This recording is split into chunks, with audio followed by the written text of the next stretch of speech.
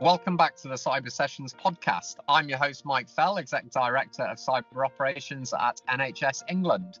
Every day, millions of patients benefit from the NHS's digital transformation.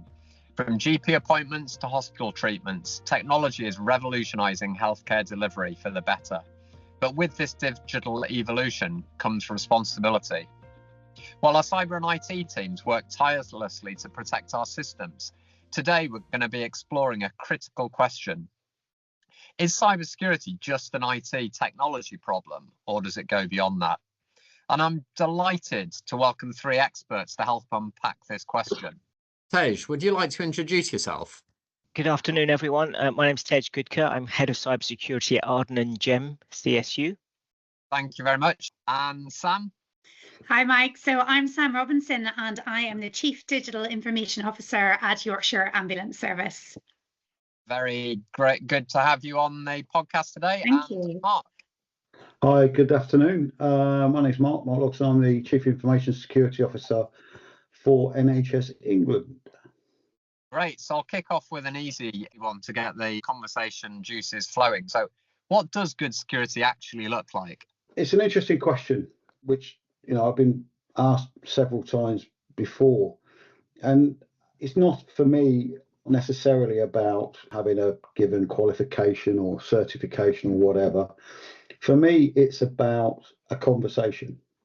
Good security looks like having a conversation between various stakeholders from across the business, be they IT, be they in commercial, be they in operations of some sort, wherever it happens to be, all those parties coming together, and obviously including ourselves as security people, coming together to decide and to kind of oversee the most appropriate levels of security for the organisation, given what it does. And that conversation, as I say, can't happen in isolation. It has to happen collectively. And I think that, to me, ultimately is a sign of what good security looks like when those conversations happen. I think that is a very sound basis for it. I think back to doing a master's in security when I had security defined to me as the freedom from fear. And I think what you say there, Mark, goes a lot further than us just not being scared. And I think that's right. Does that, Tej, Sam, as folk who work elsewhere, is that what differentiates good and bad security for yourselves? Yeah, I would agree with Mark on that. But in addition to that, really good cybersecurity looks like when it becomes second nature to everybody. That way that you think about things and the way that you go about your own business and delivering, whether it be healthcare or back office services, knowing that security is a second nature thing that you consider. We know we've been successful when that happens. Yeah, we'll come back to the cheesy analogies later on, but it's the hand washing before you see a patient thing, isn't it? Yes. It is second nature and always done right. So obviously, hand washing, that analogy, that's the clinician's responsibility. And at the heart of this is whether cybersecurity is just an IT professional or a cyber team problem. So in respective roles that cut across this in different settings, I'll turn it around a little bit. We don't always get this right. So there's inevitably some blame, some fault, or some criticism on it. So whose fault is it that we're not getting security right so far? As much as it's everyone's responsibility, I think that there is some accountability as well with cybersecurity. So it's really important that people take personal responsibility. A lot of people now understand the importance of cybersecurity for themselves, maybe when they log into their banking. And we also have a lot of important information that we're protecting in the healthcare sector. So I think it is about people taking responsibility at home and at work. When I joined Yorkshire Ambulance Service in the summer, I met with the chief exec, and one of his 3 priorities he shared with me was cybersecurity. So it was on his agenda. So if it was his priority and it was also my priority, it was really important to me that I made sure that the board also saw it as their priority, because I do believe, and as part of this discussion we'll cover it more, it isn't just an IT challenge. It has to be shared across the whole organisation. So I actually took advantage in my first couple of weeks of the NHS England offering to bring training to the board. So we had an NHS England person come along and do a dedicated board session about cybersecurity awareness and responsibility of the board. And that was absolutely fantastic, because in that room, I had the Director of Strategy, the Director of Finance, the Chief Operations Officer, all of them understanding that for us to be really successful as an organisation with our cybersecurity agenda, it was going to take us all to work as a team and to understand our own responsibilities. So that should set us up then for success, to make sure that we really do deliver for our patients and keep everything as secure as we can. Yeah, and Mark, I will come back on, because I suspect there's some challenge around everybody responsibility bit. I'll just pick up on the board bit, and thank you for calling out that dedicated national offering that is there. Board members are not only uniquely vulnerable in terms of them potentially being targeted by people because of their high profile, something which we can address through that, but inevitably uniquely well positioned to be making those hard calls. And so I think you're absolutely right to call out that. Mark, did you want to say something about cyber being everyone's responsibility? I just want to pick up on the word blame a little bit.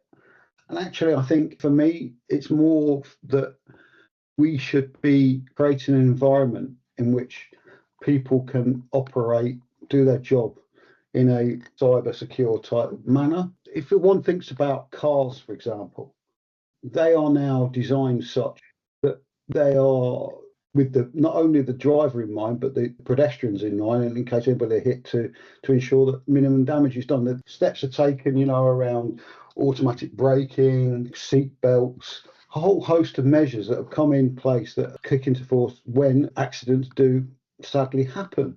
Yeah, and I think we should be thinking about creating similar environments whereby people can operate pretty much freely, but also understanding that accidents will happen from time to time. I think I'm right in saying that Volvo have got this strategy where they say that nobody should die as a result of a crash within a new Volvo car.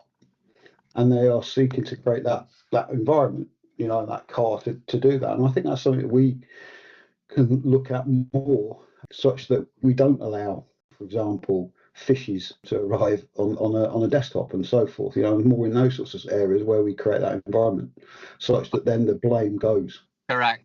Weak passwords feature time and again in incidents in healthcare, as they do in the wider sector. And yet, as you say, identifying the root cause here, is the root cause that weak passwords are being used, or is the root cause that systems are allowing weak passwords to be used? So, I think we're touching on the point that engaging with people, with staff, whether it be to train them about protecting themselves at home, or whether it be influencing the most senior leaders in the organisation to prioritise this, is important and at the heart of good cyber, but not always easy to achieve, and indeed doesn't always work. I'm particularly reminded of some of the phishing simulation exercises that have been pilloried, or, for example, offering spurious bonuses and then going gotcha when somebody inevitably kind of opens the link on it. So I think it's easy to kind of criticize what hasn't worked well, but maybe harder to find actually the really good examples. So what are the initiatives that you've seen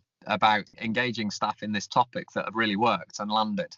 I've seen some good examples that work really well, which are different. We are bombarded every day with corporate messages. And as a consequence, we need to ensure that our messages rise above that noise somehow and get heard, because, many of our messages, quite frankly, can be a bit dry. And also that way we deliver those messages sometimes has to be in a way which the consumer can choose to get them at a time and a place of their choosing. So what I'm trying to say is the old one size fits all, let's do a course, sort of tick a box, I don't think works terribly well. And in light of that, and it's not as expensive as one might perhaps imagine, I was involved in writing a book of short stories on various topics in cybersecurity, which set them in a different historical context. And none of them were more than 500 words long, with one exception. And it sought to highlight in a different way all the issues around business continuity. So there's a business continuity story set in the Palace of Westminster around the gunpowder plot, if you think about it, which is a business continuity DR type story, and published that in numerous different formats. Hugely successful. We had a global reach with that, believe it or not. And I think we need to look at similar innovative ways to I've also been involved in creating games, online gaming, where you became a part of a fisher. And I think there's a whole bunch of things that we could think about doing in that space, which moves away from the automated PowerPoint sort of slide type approach. I think there's an increasing recognition of the psychology of this and the neuro-linguistic ability to use nudge theory, to use some of the cognitive biases and things that people enjoy, the gamification bit, isn't there, in doing that? And I mean, Mark, you touched there on a really important point. And Tej, I know, you've got coverage of primary care, of GPs, and that have different challenges, to be blunt, from the desk jockeys like Mark and I, who sit at computer screens all day to absorb this stuff. And Sam, similarly, you've got a different customer base with paramedics. So what's the things that have worked with those communities?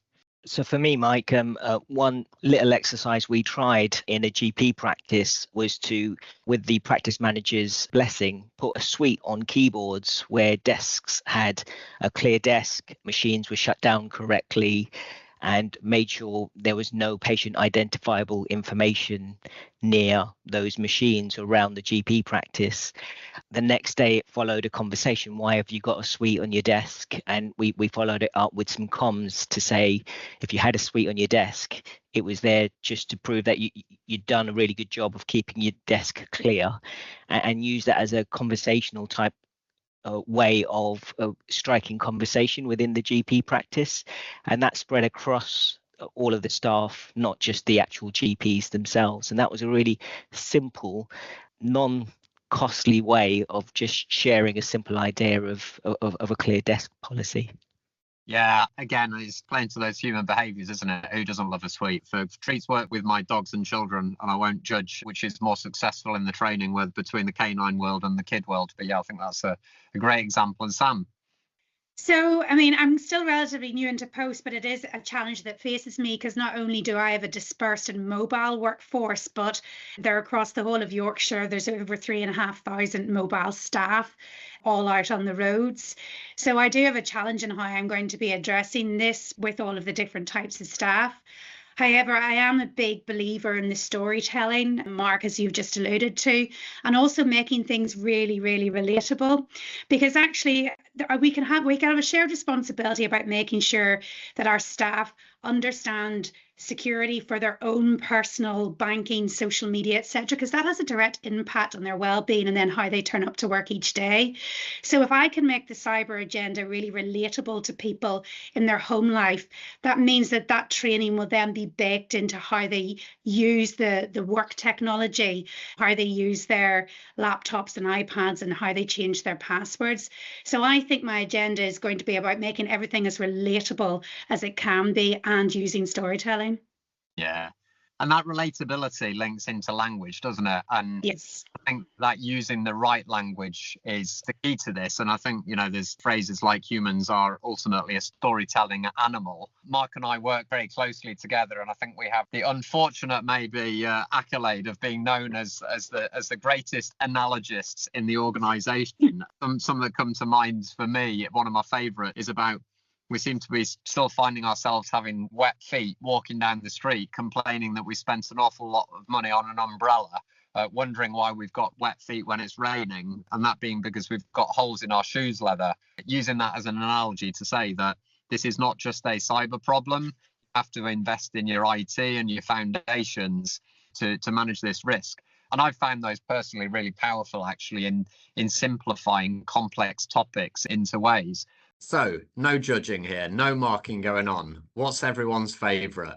Mark, I know I'm going to start with you because I know you've got a couple of good ones up your sleeve here that I'm sure will be worth sharing.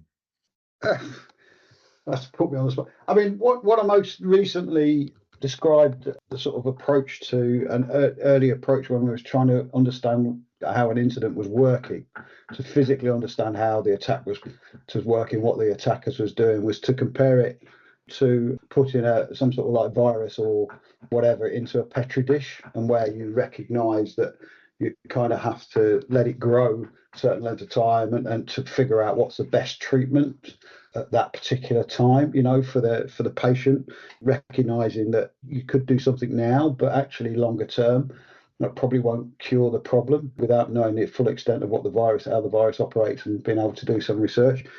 and saying that during that period of time, clearly there's a point comes where you might have to look at the patient and say, well, we've got to do something anyway before we know the full answers and so forth, to stop going too far. And that seemed to resonate quite well, to be honest, and people understand that. But I do think it comes back to this point that Sam was making about making it relevant to the audience and talking to something that they understand. And to that point, it would be quite frankly ridiculous if we were to put out some sort of awareness campaign that was based upon how one uses the summary care record iPad in the back of an ambulance and push that out to staff within NHS England. It's got no relevance in many ways to them at all, and they'd soon quickly switch off, right? So I think it is that having that sort of relevance and trying to understand where the audience, where their skill sets lie, and trying to make what you're talking about relevant to them. So I think it's the two are really, and I choose wherever and whenever possible to use analogies and whatever and bring it a bit simple, maybe because I've got a simple brain, I don't know. So I think in life it's easy to complicate. It's often very hard to simplify, isn't it? I know that's something we suffer from. What's the other good examples that we've got here, Sam, Tej? What's your favourites in this space? Well, I think as the kings of analogy in the NHS, I'll set you the challenge of finding me an urgent care ambulance analogy that I can use in my campaign. I mean, I've always been a fan of saying, there's no point in bolting all your doors thinking that you're secure when your windows are open. Because it's really true, we can get ourselves so caught up in building those defenses without actually realizing that we've just got something behind us that we hadn't noticed. And that really resonates for me with an IT ops background and patching. It's just such a critical thing that we keep ahead of. And we sometimes we either slow down on it or we don't prioritize it. So all the cyber defenses in the world that we put in place, if we haven't got patching up to date, that really opens us up wide. Yeah, and on the fly on that one, Sam, what I would say is that quite often cyber is about the ambulances rocking up on the blues and twos and rescuing people and taking them to the cyber incident response functions to do the recovery. And actually what arguably we need to invest more in is the public health messaging and the early getting people eating healthily and that. So you can have that one for free. There you go. Thanks, Mike. Yeah, I have an example. I was trying to share with people, don't use the same password. I mean, you can say that many times, but often people don't listen. So I did on an occasion where I was speaking to a number of finance professionals within the NHS, went to Have I Been Pawned? It's a website where you can go to and actually show them breaches or previous breaches of email addresses. So firstly, I got them to put in their personal email addresses on their own screens, and a number of websites came up. So things like LinkedIn and other websites have been breached in the past. So I gave them the analogy, if you use the same password on LinkedIn to other systems like your work systems, the bad actor may come back and try that same password if it's been breached on other systems. And I think that really hit home to individuals to say, using the same password on different systems can be a real risk.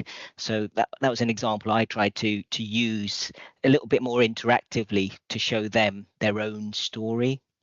I think there's another thing as well in this that is about the language we use. So cyber folk are really clever at using fancy words and terms which are often unpenetrable to an audience outside the profession, as it were. And the one I kind of always think about in that space is, we've used it many times, social engineering, right, and all that sort of stuff. And I, when she was alive, God bless her, I used to think, well, what would my old mum think of that? Would she know? No, not at all. But if I spoke in terms of con men, fraudsters and tricksters, right, immediately gets it. It's just the same thing. But no, we have to dress it up. And then we've gone mad with the old phishing. We can't even spell it properly, right? But we have to spell it differently. But then gone from phishing to spear phishing to whaling, and so it goes on. But frankly, whaling again, as a term, we're kind of cool with it. Yeah, I get that. But what's the common usage of that outside of that environment? And it does make it impenetrable to people. And I think we kind of got to demystify some of that, really. Yeah, I think you bang on. I think there's some great examples there of different ones. Indeed, Mark, one of the first ones that I recall when we met was your statement that why are brakes put on cars? Oh, yeah.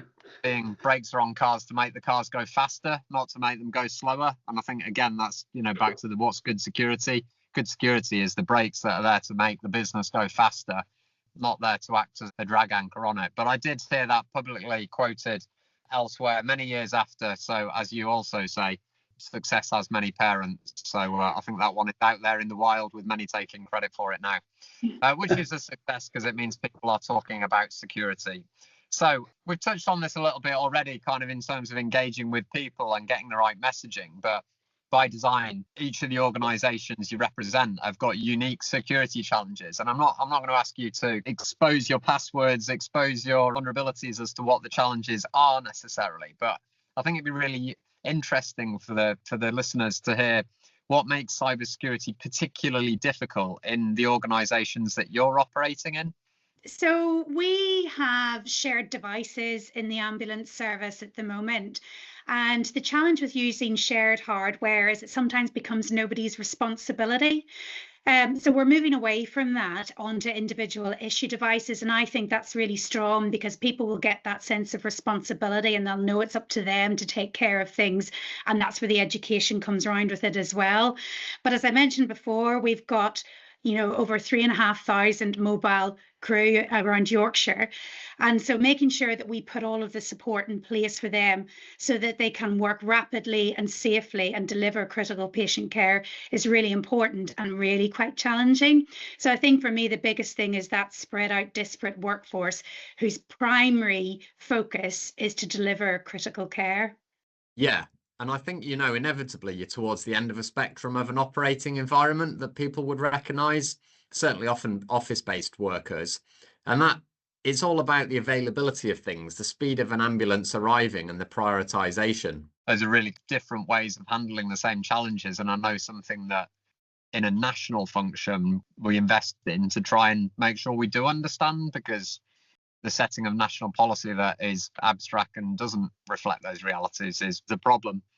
And again, we've touched on kind of some of the environments that you've got sight over that are different for different reasons. What are the biggest challenges that you come across?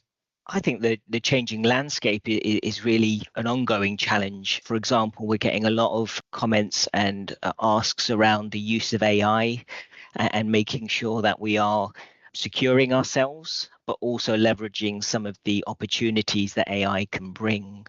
So from some of the systems that we have, they may not have the controls we would necessarily want, or we fully understand in terms of, for example, where data is being held to allow or to warrant using certain parts of AI. So the changing landscape can be quite difficult to really navigate and give a clear answer as to whether something can or can't be used in a healthcare setting.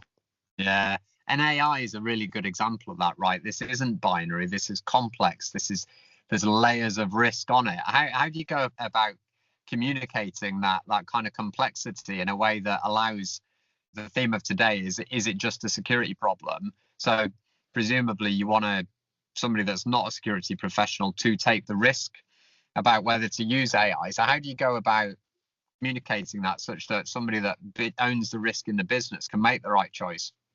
I think it is helpful to give some guidance and policy around what you can and can't do. Share with them what the risks could be and what they need to look out for. So things like where the data is being stored, who owns that data when you give it up, what benefits are you actually getting from using that AI tool, and making sure they make an overall judgment of whether they feel the risk is worth taking to use that tool. I don't think a central body or an IT department alone can make that sole judgment. They need to sort of be given the tools to be able to make those decisions. AI and the speed it's coming at us is in danger of becoming our next shadow IT, where we sort of know it's being used, but we're not entirely clear about the structures and the guidelines that are being used to implement and run it. So it's something that I'm tackling at the moment in the organisation, is bringing that IT out of the shadows and setting up a subgroup dedicated to new products that are going to be using AI, so that we can establish those really clear policies and guidelines from the beginning and help steer empower the organisation to make good decisions.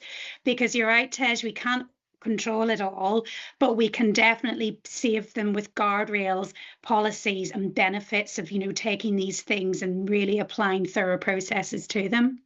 I don't wish to sort of personally prolong the conversation too much about AI, but I'd just say a couple of things. Some of the challenges that this technology presents are not necessarily new ones. For example, authentication.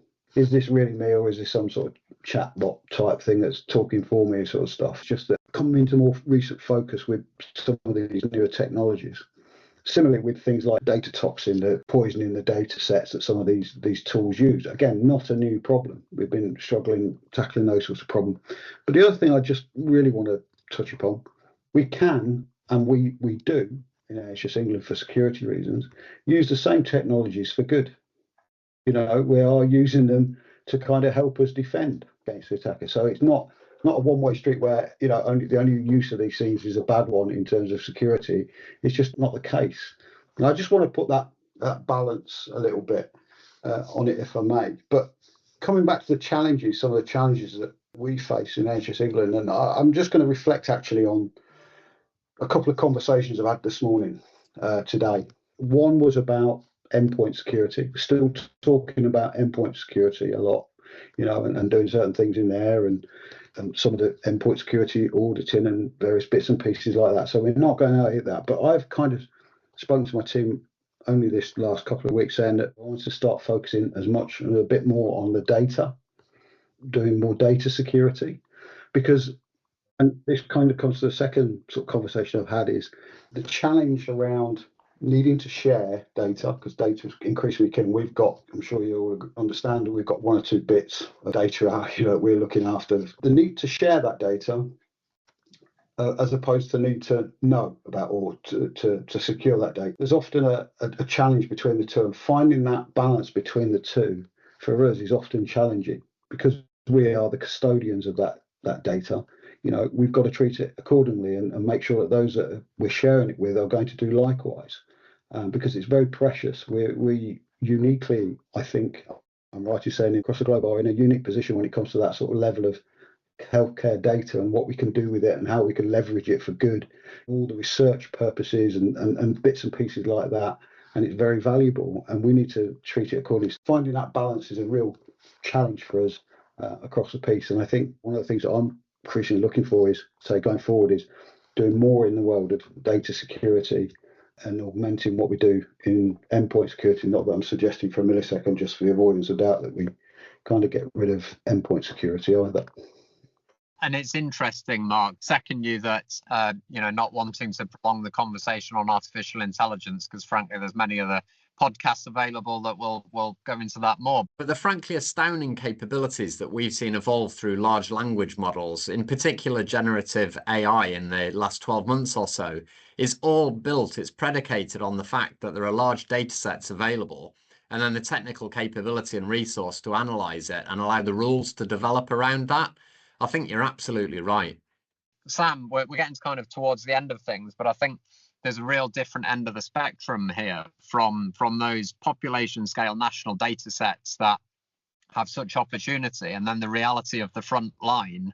And in many cases, the kind of strategy at the moment is delivering capabilities that many people may sense already or expect to already exist, getting the right information to the right people at the right time to give improved health outcomes. What's it like on the front line? Is the data available when it's needed, or is it all sat nice, secure and protected and not accessible in the way that it should be? What has been an absolute game changer for the Yorkshire Ambulance Service is building in a GP Connect functionality into our electronic patient record. And what that means for anyone who wouldn't understand is that the paramedics can access the patient record from the back of the ambulance or in the patient's house. And it's an absolute game changer because they can see recent medicines, allergies. It is really excellent. And that means that they can get the patient to the right place for the appropriate care, or even better, keep them at home if that's possible. So that is fantastic. Now, when it comes to sharing that data as they arrive into different emergency departments and the notes and the handovers, that's maybe not always so slick. And that's something that we need to work on. However, the direct direct patient benefit that we can see in those critical environments is absolutely fantastic. And we can see, and the paramedics really agree with that. But we need to get it right so that that's really seamless at any point in the patient journey. And I think we've still got a way to go on that. What finer note to end on really there than that patient journey that I think particularly presenting an ambulance trust, that the whole theme of today about different responsibility isn't just one bit, a real demonstration there of the handover from ambulance into a secondary care setting to do that with the differing responsibilities that have been there. So brilliant. Well, thank you so much. That's all we've got time for today, and we have covered a lot of ground. Hopefully it has become apparent just how much cybersecurity touches different areas, but also how this is not a lone wolf operation where some security professional wearing whichever cliche cape, hoodie or fedora you choose to wish will single-handedly fix all of this. I think we can all be assured that this is a joint enterprise in which we need to engage all the way across our organisations, up, down and across, if we're to achieve a genuinely cyber resilient health system. So I'd just like to thank Tej, Sam and Mark for sharing those valuable insights today. I think you've really demonstrated different ways of building different positive security cultures and how important that is for protecting the NHS and the clinical outcomes that we deliver. Some practical examples, and who knows, even some stories and analogies for others to use and abuse as they tell these stories that make people help make the right choices in this space. So thank you. If you've enjoyed today's episode of the Cyber Sessions, please don't forget to subscribe and follow us wherever you get your podcasts.